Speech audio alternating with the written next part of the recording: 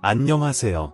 밤라디오 민준에 오신 것을 환영합니다. 바로 사연 읽어보겠습니다. 요즘 장마로 인해 하늘만큼 마음도 우울해지는 듯합니다. 꿉꿉한 날씨에 집안에서 보내는 시간이 많아지니 기분도 점점 흐려지는 것 같아요. 그래서 요즘엔 혼자서 매일 저녁 맥주 한 캔을 마시며 하루를 마무리하는 게 소소한 즐거움이 되었습니다. 맥주를 마시다 보면 온갖 생각이 떠오르곤 하죠. 올해로 45세가 되었는데 저는 24살에 결혼을 했습니다. 지금 생각해보면 그렇게 서두를 필요가 없었는데 왜 그렇게 결혼을 서둘렀는지 이해할 수 없네요. 그때는 마치 결혼하지 않으면 세상 무너질 것 같은 생각에 처음 만난 남편과 손잡기만 해도 결혼할 나이였던 순진한 저였습니다. 가끔 생각해요. 그때 결혼하지 않고 혼자 살았다면 어떤 모습일까? 그러면 원하지 않는 인연을 만들지 않고 지낼 수 있었을 텐데라는 생각을 하죠. 사실 결혼 전에는 술 한 방울도 입에 대지 않던 사람이었습니다. 술에 취하는 모습도 싫었고 술자리에서 재미를 느끼지 못했으니까요. 결혼 후 삶이 정말 바쁘게 돌아가기 시작했습니다. 아이도 돌보고 직장 일도 처리하고 남편의 식사 준비도 해야 하니까요. 밀려드는 일상 속에서 친구들과의 소중한 시간을 내기는 하늘의 별 따기가 되어버렸죠. 이 모든 현실적인 제약들이 저를 조여오면서 제 스스로 해결할 수 있는 탈출구를 찾게 되었습니다. 그래서 이제는 가족 모두 잠든 새벽에 조용히 일어나 혼자 술을 마시는 습관이 생겼어요. 오늘도 한 잔을 마시며 취중진담을 하고 싶어졌습니다. 평소에 듣던 다른 사람들의 사연이 떠오르다가 문득 제가 최근에 겪은 큰 사건을 여러분과 나누고 싶어졌습니다. 이 사건으로 저희 부부는 많은 다툼을 겪었지만 지금은 조금씩 해결해 나가고 있는 것 같습니다. 그 이야기를 여러분께 자세히 풀어보려고 합니다. 어릴 때부터 경제적으로 힘든 환경에서 자랐습니다. 제 몸에 맞는 새 옷을 입어본 적이 없을 정도였으니까요. 항상 언니와 오빠의 너무 큰 옷을 접어 입곤 했습니다. 또 미용실에 자주 갈 수 없어서 항상 남자 아이들처럼 짧은 머리를 했었죠. 그러다 보니 학교에서는 저를 보고 수군거리는 아이들이 많았습니다. 야, 저 아이 또 남자 옷 입고 왔어. 너 남자 되고 싶어? 라며 놀리곤 했죠. 어느 날 저는 친구들의 놀림에 화가 나서 옷장 속 옷들을 모두 꺼내 던져버리고 싶었습니다. 나도 새 옷 사줘. 다른 애들처럼 이 옷들 다 버릴 거야. 어차피 교복 입는데 뭐가 필요해? 라고 외쳤습니다. 하지만 엄마는 우리 형편이 어떤데 옷 잘 입고 다니면 뭐 하니? 그런 소리 할 거면 나가서 살아라라고 말씀하셨습니다. 그 시절은 정말 감수성이 예민하고 자존감도 많이 무너졌던 때였습니다. 아무도 저를 예쁘다고 해주지 않았고 엄마는 그런 저를 다독여 주거나 미안해하시지 않았습니다. 그래서 가끔은 제가 진짜 엄마의 딸이 맞나 싶을 정도였습니다. 하지만 오빠만이 저의 마음을 알아주었습니다. 오빠는 나중에 예쁜 옷 많이 사줄게. 지금은 우리 식구가 너무 힘들어서 그래. 엄마도 다 아셔. 애들이 너를 놀린다고 해서 힘들어하지 마라고 위로해 주었습니다. 그리고 어느 날 아침 마치 신데렐라에게 호박마차가 나타난 것처럼 제 방에는 아름다운 원피스와 치마들이 가득했습니다. 그 옷들과 함께 한 장의 편지가 놓여 있었죠. 결혼 후 생활은 정말 바빴어요. 아이 돌보기, 직장 일, 그리고 남편의 식사 준비까지 정신없이 바쁜 나날이었죠. 일과 가정에서 쌓이는 일들로 친구들과의 만남도 제대로 갖지 못했습니다. 이런 현실 속에서 혼자서 해결할 수 있는 방법을 찾아야 했어요. 그래서 밤에 가족이 모두 잠든 후 혼자 술을 마시는 습관이 생겼습니다. 술을 마시면서 가끔은 여러분에게도 제 이야기를 털어놓고 싶다는 생각이 들어요. 이번에 큰 일을 겪었는데 이제는 그 사건에 대해 이야기할 수 있는 정도로 마음이 정리된 것 같습니다. 제 어린 시절 이야기부터 시작해볼게요. 저는 가난한 환경에서 자라 몸에 맞는 새 옷을 입어본 적이 거의 없었어요. 항상 언니와 오빠의 헐렁한 옷을 물려받아 입곤 했습니다. 그리고 자주 미용실에 갈 여유도 없어 항상 짧은 머리를 하고 다녔어요. 그래서 학교에서는 제가 남자 옷을 입고 다닌다고 놀림받곤 했죠. 야, 너 남자 되고 싶어? 거지가 버린 옷 주워 입는 거야? 이런 말들을 들으며 결국은 화가 나서 옷장에 있던 옷들을 다 버리고 싶었어요. 이 모든 옷들을 버리겠어. 어차피 교복 입는데 무슨 옷이 필요하겠어? 라고 생각했습니다. 가장 예민하고 감수성이 풍부했던 그 시절, 제 자존감도 많이 무너졌습니다. 아무도 저를 예쁘다고 말해주지 않았어요. 엄마는 제 마음을 이해해주지 못했고, 한 번도 위로해주거나 미안하다고 말씀하신 적이 없습니다. 하지만 성인이 된 후에는 엄마의 마음을 조금은 이해할 수 있게 되었지만, 그때는 제가 엄마의 진짜 딸이 맞나 싶을 정도였어요. 유일하게 저를 이해해준 사람은 오빠였습니다. 오빠는 나중에 돈을 많이 벌어 예쁜 옷을 많이 사줄게라고 약속했죠. 그런데 어느 날 아침, 마치 신데렐라에게 호박마차가 나타난 것처럼 제 방에 예쁜 원피스와 치마가 가득했습니다. 그 옷들과 함께 한 장의 편지가 있었죠. 이제부터라도 아름답고 예쁘게 살아. 내 동생 오빠가 꼭 돈 많이 벌어서 나중에 더 예쁜 옷 사줄게.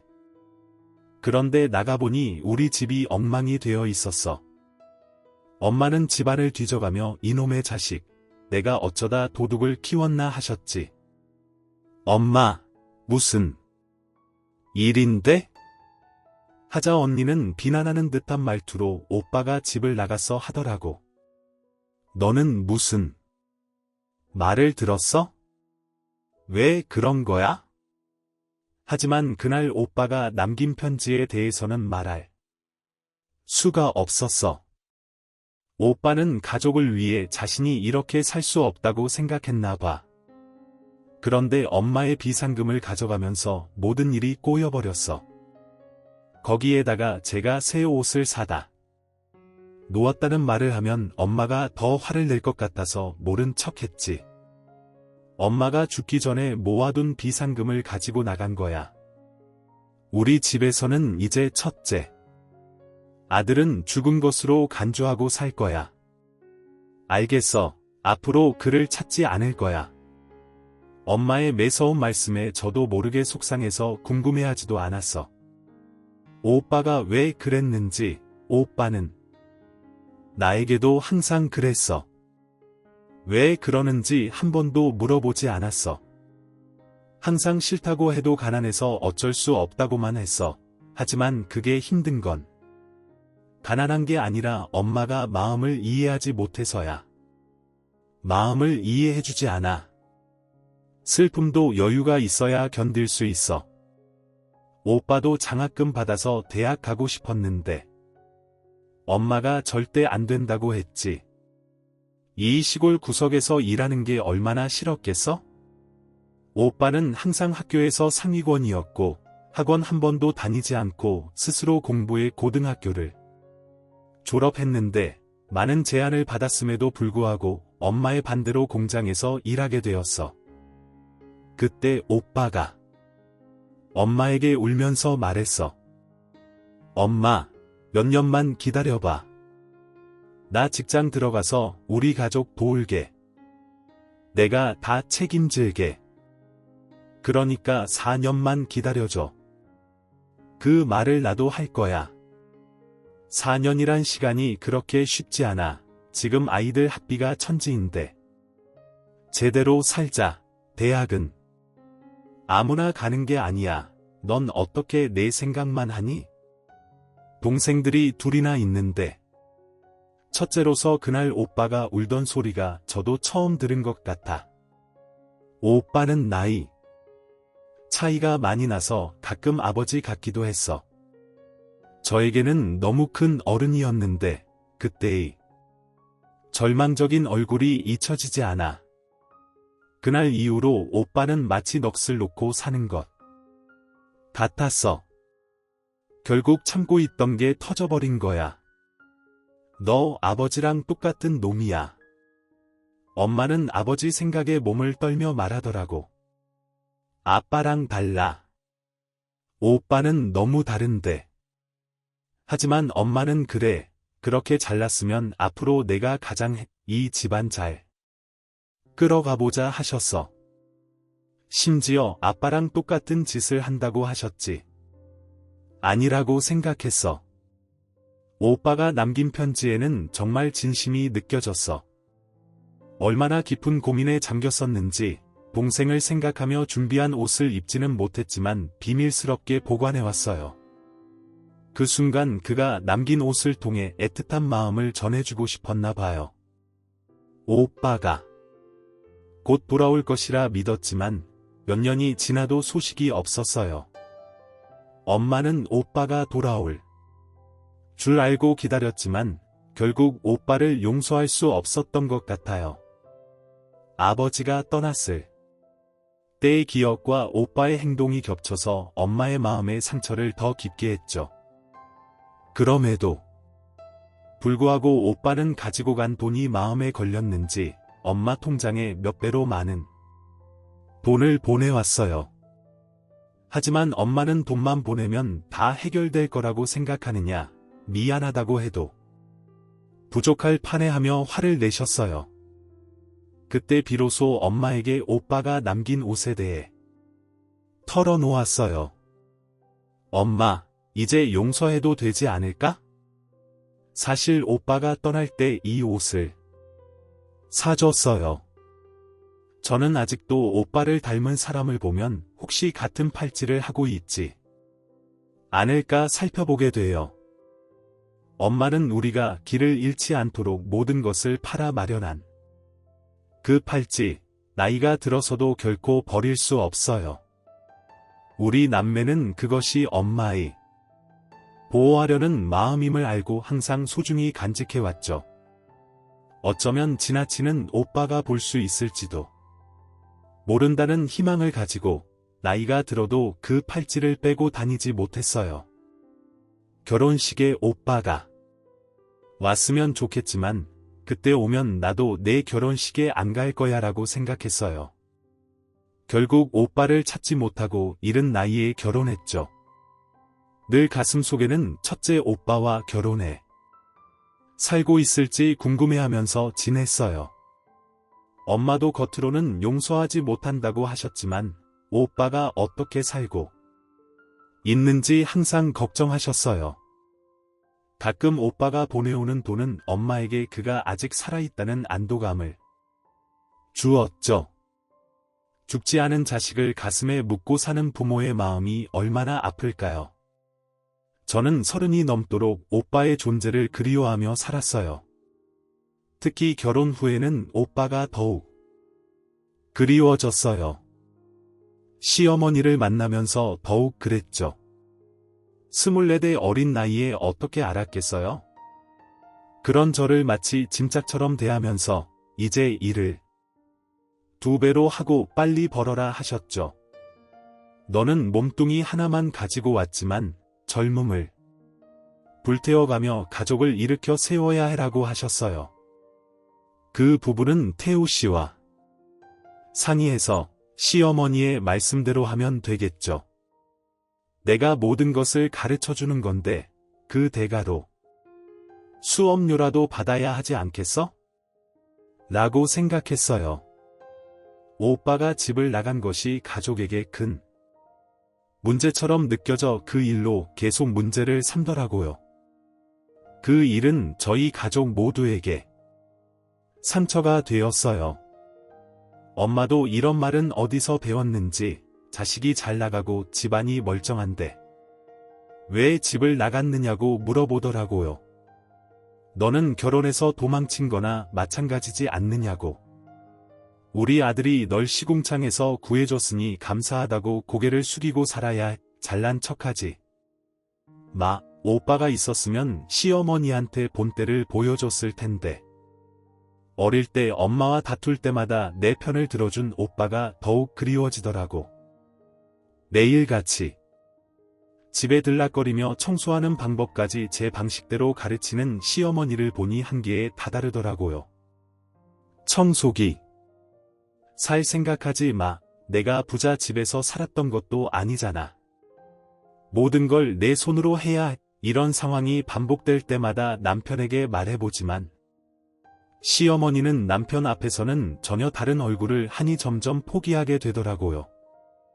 시어머니가 제 앞에만 나타나면 속으로는 그래, 실컷 지져라라고 생각했어요. 오늘도 그저 그런 생각밖에 들지 않았어요. 안 좋은 생각이라고는 하지만 그게 저에겐 유일한 살 길이었어요. 비가 오면 왜 뼈마디가 아픈지 모르겠어요. 그 모든 이유가 시어머니가 제게 아이를 낳은 후에 저지른 일 때문이었어요.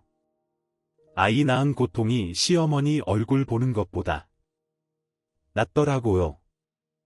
남편이 퇴근하는데 넌 아직도 누워있느냐? 어머니, 저 아직 회복이 덜 돼서 그래요. 회복은 움직이면서 하는 거야. 계속 누워있으니까 그래. 일어나서 걸레질부터 해. 저번에 내가 알려준 대로 잘하는지 보자. 네, 어머니. 저 감기 걸려 누워있는 것 아니에요. 병원에서도 한 달 정도는 안정 취하라고 했어요. 퇴원도 그래서 어머니 때문에 산후조리 못해요. 병원은 돈 벌려고 하루라도 더 있으라고 하는 거야. 애 낳고 멀쩡하면 되지. 왜 더 있으려고 해? 눈물이 절로 흘러내리더라고요. 아이고, 별꼴을 다 보겠네. 내가 이럴 줄 알았어. 너 애 낳고 대단한 일 한 것처럼 굴 줄 알았지. 내가 진짜 제정신이라면 하루빨리 일해서 애 분유값을 벌 생각부터 하겠지. 저도 회복이 돼야 일을 할 수 있죠. 소리치는 제 모습을 아랑곳하지 않고 시어머니는 무시하며 걸레를 얼굴에 던지고 말이 너무 많아. 움직이면서 하라고 몇 번을 말해. 너는 일하고 온 내 아들을 먼지나 밝혀야겠어. 나는 이런 꼴을 본 적이 없어. 얼른 내 아들 오기 전에 집을 깨끗이 해라. 결국 미역국 몇 그릇 먹고 바로 일터로 복구했어요. 아이를 보겠다며 수시로 집에 오는 시어머니를 계속 마주치는 것보다는 몸이 아파도 차라리 밖에 나가 있는 게 마음은 편하더라고요. 아이가 유치원에 들어갈 나이가 되자 시어머니가 그제야 일을 시작하셨어요. 시어머니가 공장에서 일하기 시작하셨다는 소식을 듣고 그만큼 제 마음도 조금은 안정을 찾은 것 같아요. 그랬던 어느 날 시어머니의 전화가 왔습니다. 너 주말에 일 안 하니? 요즘은 애 학교 때문에 일을 좀 줄였어요. 핑계 좋네. 그럼 수민이만 핑계로 써서 놀지 말고 주말에도 일 찾아서 해. 그건 제가 알아서 할게요. 어머니, 근데 왜 저한테 사과를 안 하세요? 사과를 요구하는 어머니의 태도에 놀랐어요. 내가 일을 한다고 했으면 용돈을 더 보내드려야 하나요? 어머니 나이에 무슨 일을 하라고 말리지는 않을 거예요. 싸가지 없는 게 어른한테 연락 한 번 안 하고 너는 나한테 화풀이 하고 싶은 거 아니야? 뭐가? 어때서? 어머니 아들도 허락한 일을 제가 왜 말려요? 그 사람한테도 이렇게 화내셨어요?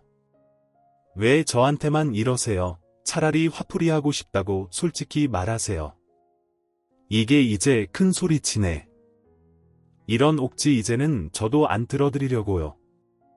어릴 때는 모르고 당하던 것을 이제는 알게 된 나이에 더 이상 시어머니의 행동을 그냥 받아들일 수 없었어요. 내가 내일 화병으로 죽으면 다 내 탓인 줄 알아. 오늘 유언을 쓰고 아들한테 보내고 자러 간다. 애 하나 낳은 것밖에 없으면서 뭐가 잘났다고 큰 소리를 치냐. 너 그런 집구석에서 시집 온 걸 감사히 여겨야지. 어디서 감히 배은망덕한 짓을 해. 그리고는 화를 내며 전화를 끊었어요. 그런 일이 있고 나서 얼마 지나지 않아 갑자기 모르는 번호로 전화가 왔습니다. 여기 공장입니다. 시어머니가 다니는 곳인데요. 보내주신 이력서를 검토해 보았습니다.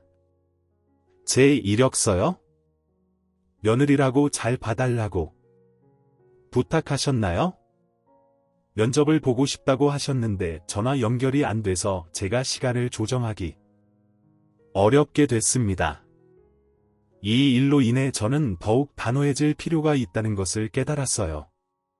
어머니와의 관계에서 더는 끌려다니지 않고 제 자신의 입장을 확고히 지키며 대응해야 할 시기가 왔음을 느꼈습니다. 그래도 저희 회장님도 다 꼼꼼한 편이시고 해서 시간 어렵게 맞췄으니까 참석 부탁드리겠습니다. 저한테 주말에도 일을 하라던 시어머니의 말이 어떤 의미인지 알겠더군요. 임신했을 때부터 그렇게 몸으로 때우라는 말을 달고 살더니 끝내 공장까지 가서 제 이력서를 멋대로 보냈구나. 너무 화가 치밀더라고요. 그런데 인사팀에서 온 분이 사정을 하며 힘들게 시간을 맞춰뒀으니 불참하지 말아달라는 문자를 보니 괜히 제가 안 갔다가 이분께도 신뢰를 범할 수 있겠다는 생각이 들어 잘 이야기해야겠다는 생각으로 공장을 들렀죠. 시어머니는 죽도록 미웠지만 미운 사람 떡 하나 더 준다는 마음으로 음료수까지 사들고 갔죠. 그래도 며느리가 왔다는데 빈손으로 가기가 그렇더라고요. 거절할 마음으로 가긴 했지만 공장이란 곳을 보면 괜히 오빠 생각이 나서 저도 모르게 잠시 생각에 잠겨 있는데 멀리서 절 보던 어떤 남자분이 멈칫하더니 방향을 바꿔 가버리더라고요. 그리고 몇 분 지나자 저에게 전화했던 분이 와서 안내를 해줘서 전 면접장으로 들어섰습니다. 그리고 그분이 제 앞에서 당황한 기색이 역력하더라고요. 회장님이란 분이 아직도 안 온다면서 발을 동동 구르더라고요. 분명히 아까 제가 봤는데 그새 어딜 가셨지. 차라리 이 기회에 면접이 끝나는 게 낫겠다 싶어서 죄송하지만 저도 일을 하기가 어려울 것 같아서요. 시어머니가 신경 써주신 건데 제 상황을 잘 모르시고 이력서를 내신 것 같아요. 너무 죄송합니다. 직접 와서 말씀 전해드려야 될 것 같아서 왔어요. 저 때문에 시간까지 내주셨는데 죄송합니다. 아닙니다. 그러셨군요. 저희 회장님 찰치기 직접 본 사람만 채용하는데 약속을 어기실 분이 아닌데 갑자기 안 보이셔서 그럼 뭐 어머니 뵙고 돌아가시죠. 다행히 면접 진행 전에 이야기가 잘 풀려 시어머니에게 음료수를 전해줄 생각으로 일하는 곳을 들렀는데 시어머닌 시간을 확인하더니 당황한 얼굴로 이야기가 잘 된 거예요. 왜 이렇게 일찍 끝났어요? 무슨 착오가 있으셨던데 일하기 힘드실 것 같아서요. 아, 뭐라고요? 인사팀 남자분에게 제 이야기를 전에 듣자마자 시어머닌 단단히 화가 난 얼굴로 사람들이 있는데도 저를 바로 몰아붙이더라고요. 이런 자리가 웃습니다. 여기에 들어오고 싶어 하는 사람들이 줄을 섰어. 그래도 내가 일 시켜주려고 마련한 자리인데 어떻게 바로 안 한다고 할 수가 있어. 애 낳고도 평생을 누워있으려고 꼼수를 부리더니 아니 어떻게 애가 하는 짓이 달라진 게 없냐. 그래서 어머니가 던져준 걸레로 열심히 닦았잖아요. 뼈가 으스러질 것 같은데도 했어요. 저 너 요즘 무슨 약 처먹냐? 왜 눈을 크게 뜨고 내 앞에서 따박따박 말대꾸를 해. 내가 너 친구로 보이냐? 저한테 상해 한마디 없이 이력서 내신 건 어머니세요. 제가 알아봐 달라고 한 적 없는데 왜 늘 멋대로세요? 내 아들만 일하는 게 싫어서 그런다. 왜 저도 일했어요. 지금도 일하고요. 제가 놀아요. 넌 충분히 놀잖아. 애 핑계로 어머니 때문에 일할 생각 없어요. 다시 한번 말하지만 제 이력서 멋대로 작성해서 내지 마세요. 한 번만 더 이런 일 있으면 그땐 경찰서 갈 거예요. 아이고 겁난다. 그래 해보자. 그러더니 시어머닌 공장으로 들어갔다가 분이 안 풀렸는지 몇 초 만에 다시 나와서 안에 있던 쓰레기 봉지를 제게 던지더라고요. 그걸 보던 사람들이 놀라 뛰어나오면서 아이고 참으셔요. 왜 이러셔? 언니 저게 아주 날 우습게 알아. 너 못돼 처먹은 건 우리 공장 사람들도 다 안다. 이런 며느리 세상에 없어요. 다 나와서 인연 얼굴 보고 가세요. 시어머닌 공장이 떠나가라 소리를 지르며 쓰레기에 젖은 저를 보고도 분이 안 풀려서 어쩔 줄 몰라 하더라고요. 그리고 그 짧은 몇 초간 저도 고민을 많이 했습니다. 이대로 그냥 참고 갈까 똑같이 갚아줄까 선택의 기로에 서 있다. 저도 성격 있단 걸 보여주려고 들고 있던 음료수를 어머니 앞에 그대로 팽개쳐 버렸습니다. 그러자 빨간 음료수 색이 어머니 얼굴에 팍 하고 튀는데 그게 꼭 제가 그간 흘렸던 피눈물처럼 보이더라고요. 저도 이제 안 참는다고 말했죠. 그러자 시어머닌 음료수 때문에 앞도 제대로 안 보이는 상태에서 저에게 달려들더니 제 뺨을 울려치더군요. 한 대로 모자라 또 한 대를 때리려고 하는 순간 저도 어머니를 향해 팔을 들었습니다. 그런데 저 멀리에 있던 한 남자가 빠른 속도로 뛰어오더니 제 팔을 잡으며 그만하세요. 똑같은 사람 되지 마세요. 마치 저를 다 이해한다는 듯 말하는 그 남자의 얼굴을 본 순간 저도 모르게 몸이 얼어붙었습니다. 꼭 오빠가 살아 돌아온 느낌이었죠. 나이는 꽤 들어있는 50대의 남자였지만 우리 오빠가 지금 이대로 어디선가 살고 있다면 이런 모습일 것 같은 느낌이었어요. 그리고 그 남자도 저에게서 같은 느낌을 받았는지 제 팔에 있던 팔찌를 뚫어지게 보더군요. 이거 어디서 났어요? 우리 엄마가 준 거예요? 근데 저 알죠? 그리고 전 그 팔찌를 보던 그의 눈에서 확신했습니다. 잘 알지. 내가 옷 사주기로 약속도 했는데 그 한마디를 듣는데 저도 모르게 온몸에 힘이 풀리며 주저앉아 눈물이 나더라고요.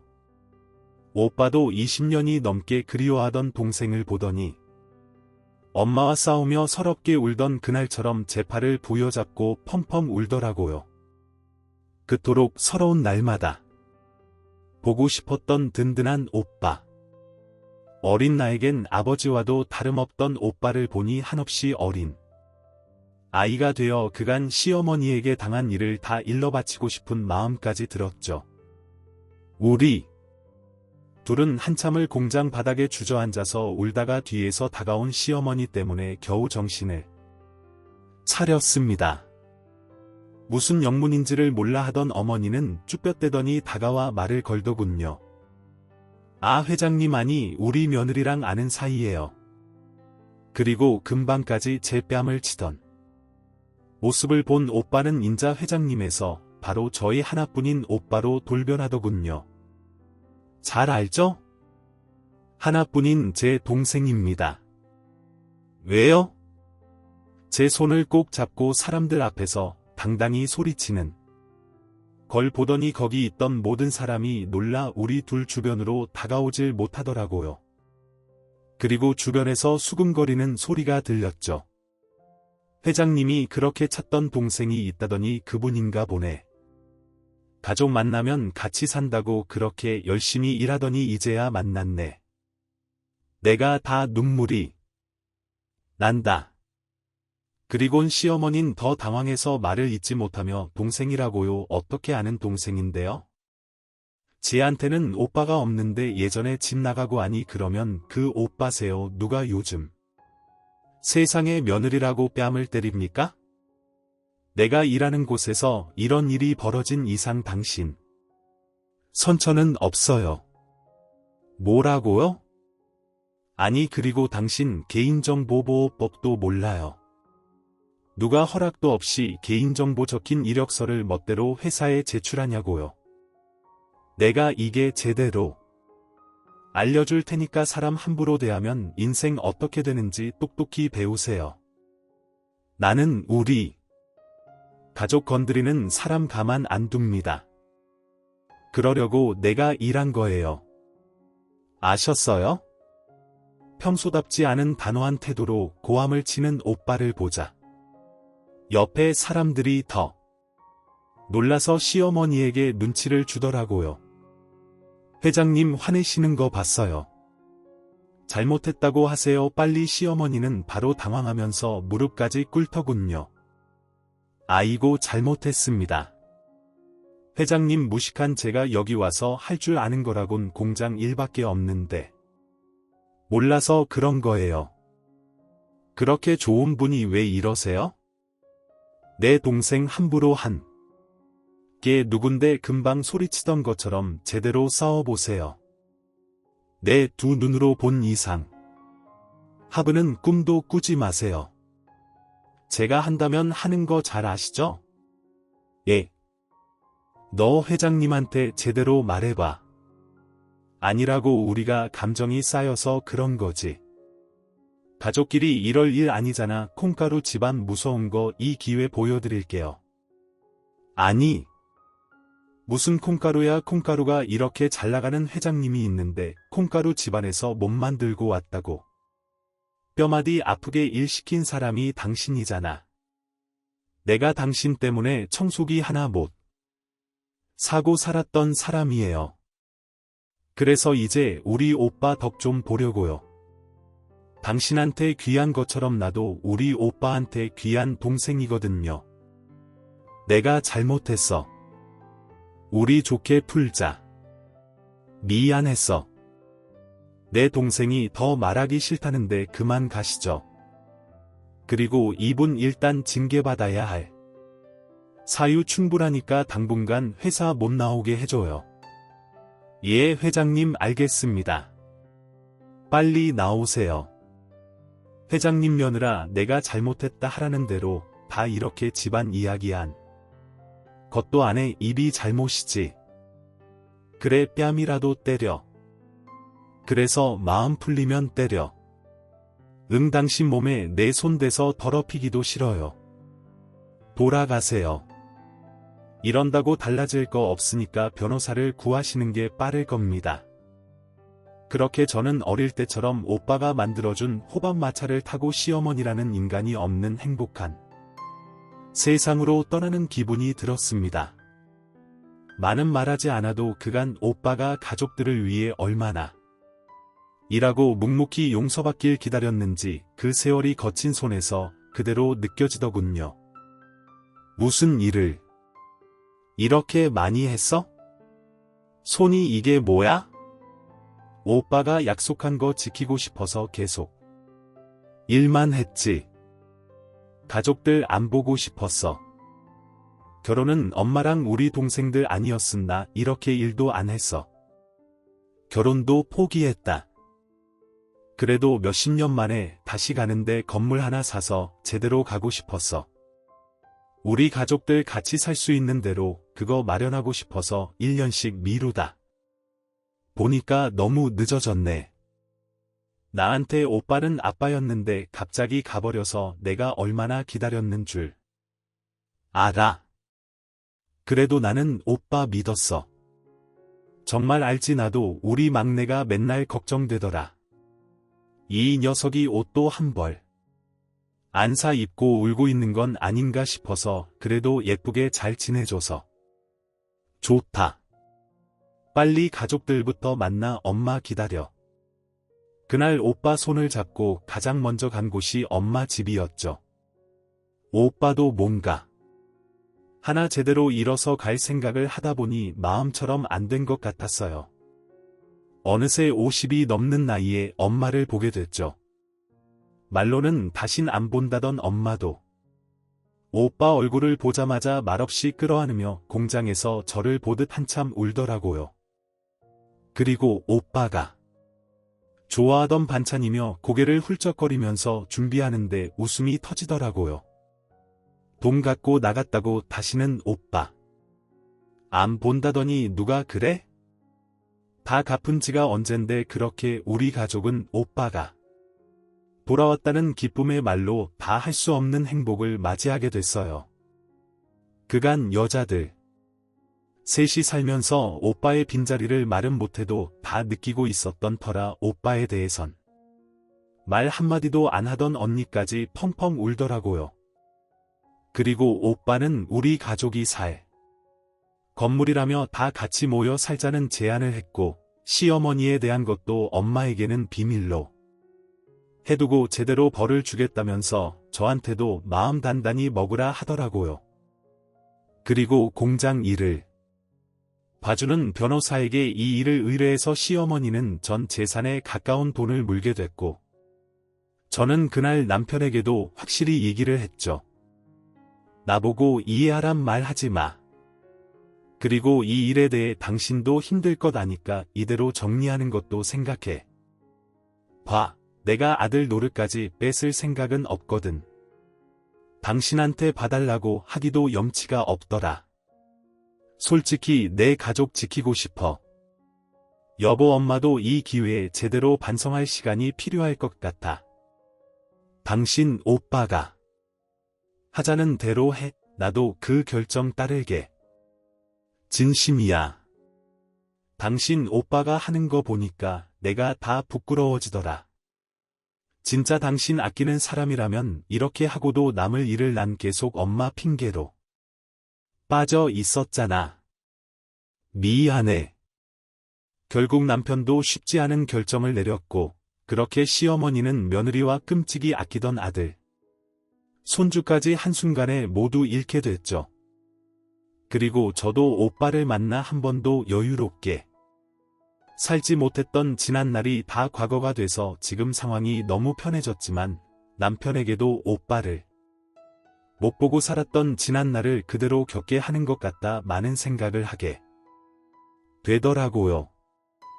그래서 얼마 전 이사를 앞두고 남편에게 조심히 얘기를 꺼냈어요. 나도 오빠 없이 살던 세월 얼마나 힘들었는데 어딜 가나 오빠는 잘 살까? 맛있는 거 먹어도 미안해지고 당신 어머니 찾아가 봐. 나는 볼 일 없겠지만 이 일을 정리해야 짐 싸는 것도 홀가분할 것 같아서요.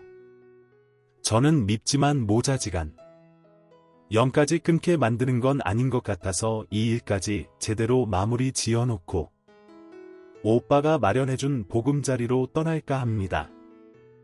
이제 맨 아래층엔 엄마, 그 위층엔 언니, 오빠까지 9명이 된 대가족이 함께 살 날이 얼마 남지 않았는데요.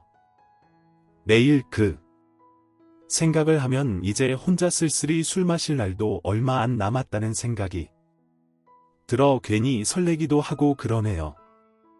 이제 진짜 넓은 평수에서 여유롭게 사는 게 아니라 마음 빈 구석 없이 한 가족이 뭉쳐서 잘 산다는 게 어떤 의미인지 그것부터 알아가려고 합니다. 오빠하고도 이제 더 많은 추억을 쌓으면서 지내보려고요. 같이 살다 보면 또 여기에 사연 쓸 일이 생길지도 모르겠지만 그래도 행복할 것만 같아요. 여러분, 제 이야기에 귀 기울여 주시고 함께 해주셔서 진심으로 감사드립니다. 오늘도 저와 함께 해주신 시간이 여러분에게 소중한 순간이 되었기를 바랍니다.